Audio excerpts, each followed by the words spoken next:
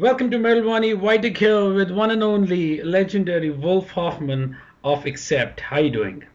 I'm fabulous. How are you, my friend? I am doing very good. Every time I call you a legend, you said I'm not, but I'm happy today you didn't say anything. Maybe I'm getting used to it. I don't know.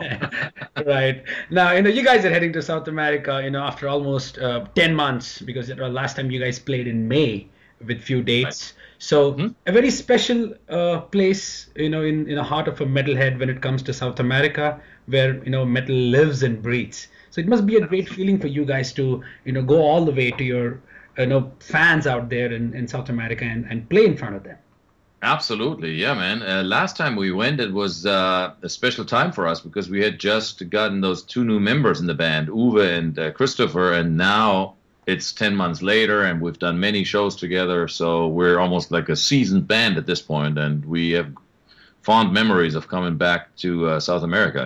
So it's going to be great. Absolutely. In fact, the other day I was watching a video of Iron Maiden and Anthrax. They were touring South America, and the crowd was insane. I mean, the entire football stadium was filled. It kind of felt like watching those one of those Metallica's Russia tour of early '90s, where all you could see was the sea of metalheads around, and you couldn't figure out. It was like I am sure that kind of a feeling always arises when you guys tour South America because you have some very die-hard fans out there. Absolutely. And they all have black hair, long black hair, and they all have, the cool denim vests, and they all look like it's 1986. I love it. It reminds you of the past, isn't it? It kind of does. Yeah, man. It's like metal never went away there, and it's bigger than ever down there. So I love it.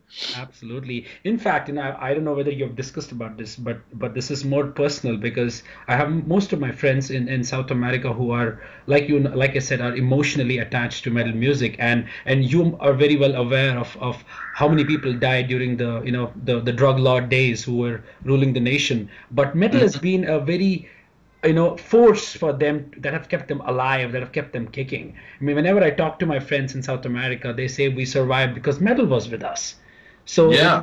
that's something which is very different and something which rest of the world has not faced.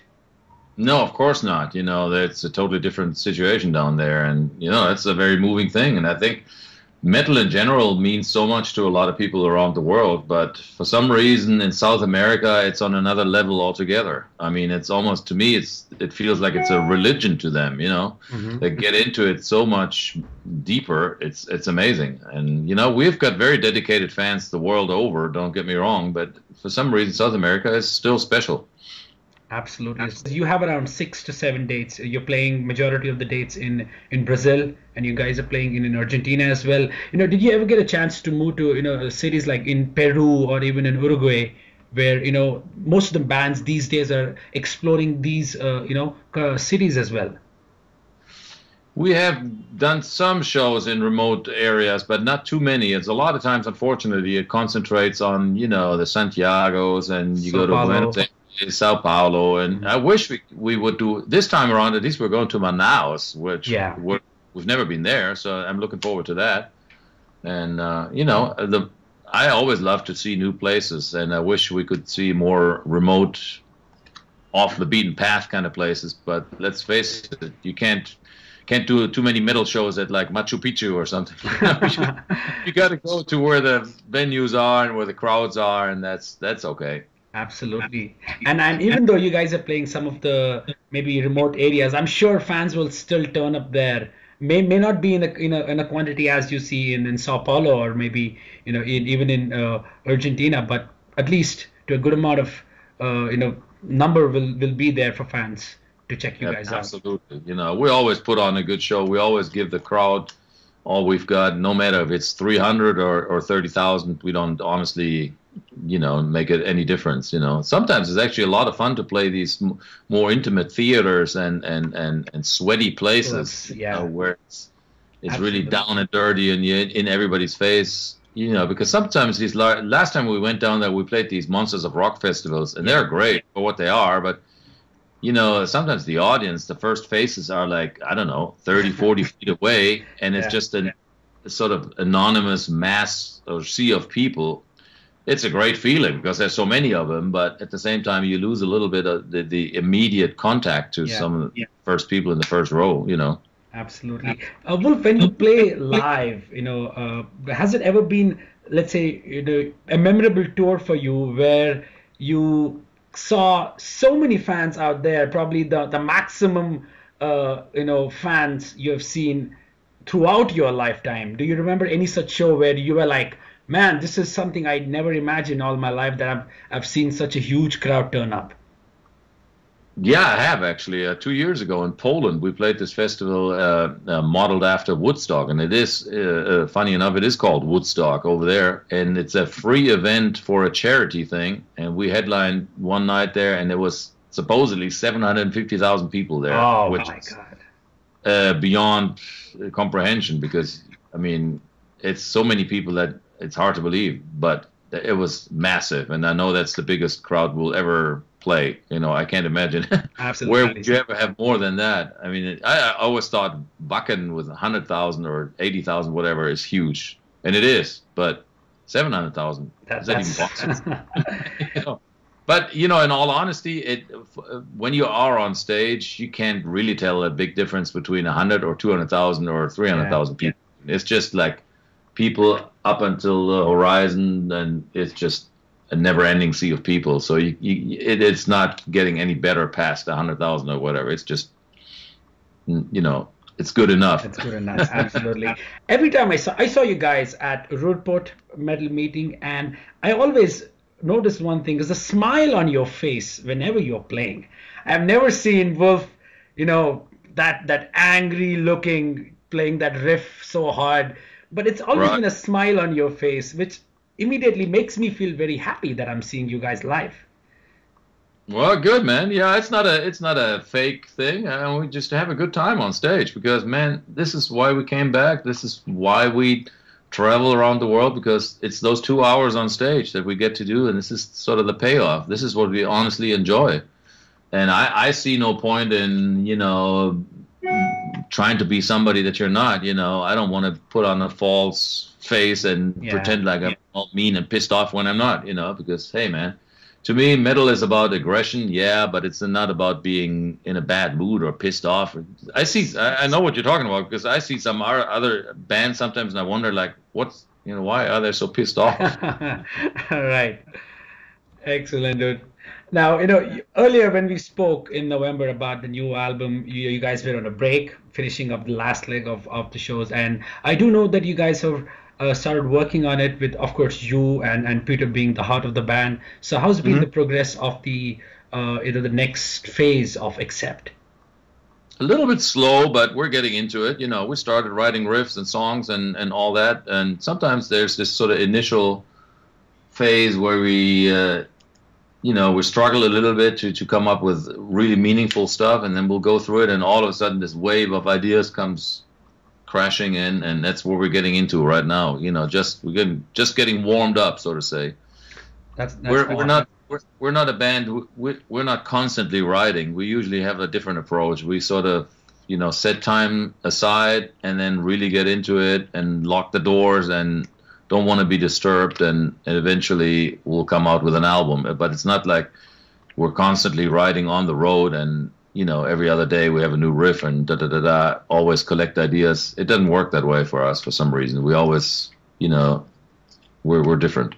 Absolutely. I hope you guys take some more time on this, because you have this 2 year kind of a gap, but which obviously is not going to happen now. But the more time you take, I feel it even gives you more, more analysis of your songs and how better it can get. Because I do remember last time when we had a chat that Blind Rage had a sort of immense time pressure. But with this, I think things should be far more comfortable and, more room for you guys to explore even more. Yeah, actually, Blind Rage wasn't too bad. It was the album before, Stalingrad, where we were really struggling with the time because we had already committed to a tour and the time was running out and we had to get this album finished no matter what, and that was tough. Blind Rage wasn't so bad. We had actually had enough time, and we want to make sure we have enough time this time as well, because what happens is you get so deep into the writing process that you lose objectivity very easily.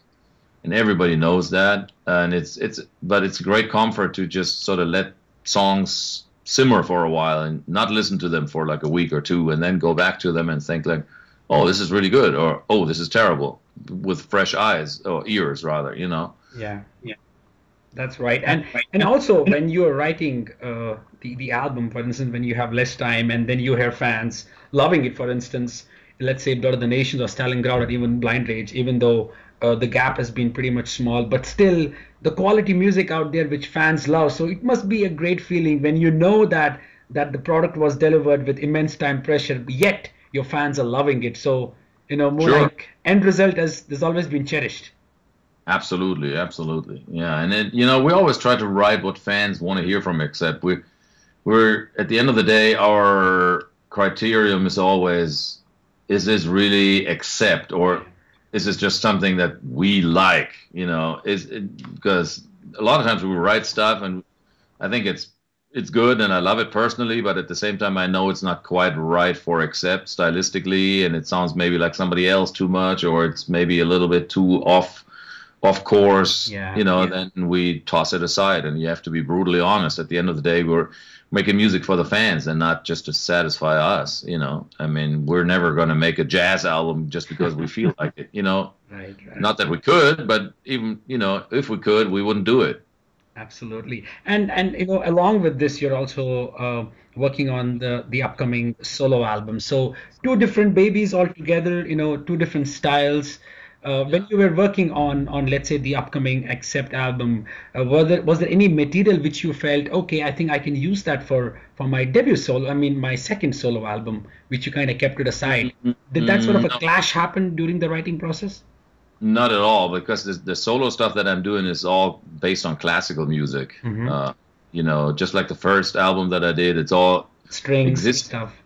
existing classical melodies that I just metal up and just sort of rearrange as metal instrumentals. They're really, one has really nothing to do with the other, and there's no overlap. Okay.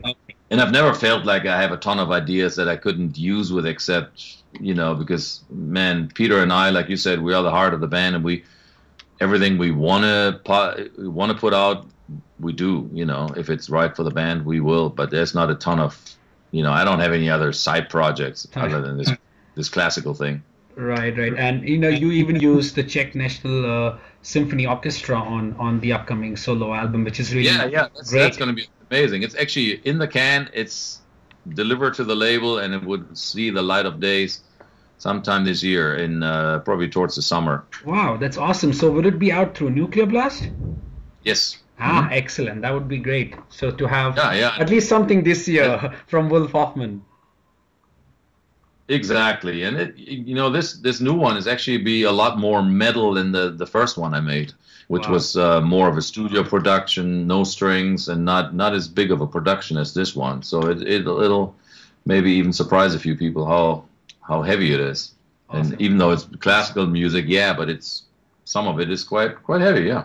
You know, you've settled down in States. You've been living in for a long time. So we also have the presidential campaign coming up. So, you know, do you kind of bother about that? Because it's totally different than, you know, how was it back home in Germany as compared to how the process is. But with all these things happening, I'm sure you're aware of the presidential candidates and, you know, who are positive, who are, you know, racism and stuff like that. So how, like, satisfying is it for you to see somebody out there doing all these campaigns and promising things which most of us know would not be delivered?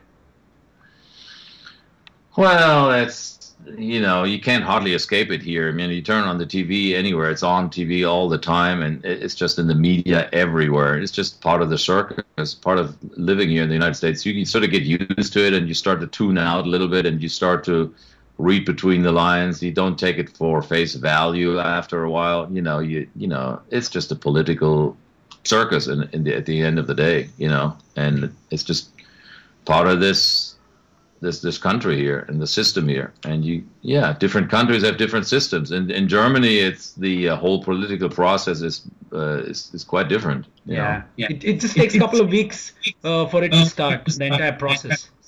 Exactly. It's over within 2-3 weeks, or maybe a month. I don't know, but it's not this long drawn out process here that stretches out over almost like a year and a half, which to me is like, wow, pretty out of proportion, really.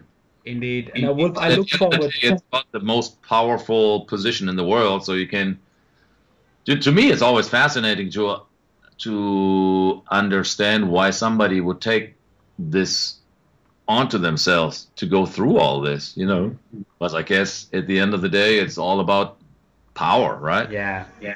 I mean, I wouldn't want to have that job. Would you? No, that's insane. Awesome. Well, I look forward, of course, we're going to be covering one of the shows for the upcoming South American leg. And again, I hope to see you in India down the road. Always an honor having a chat with you. Good luck with the tour. And I'm sure you guys are going to have fun. And all I can do is to probably see you live sometime in Europe because that's my second home. Yes, please. Looking forward to it, man.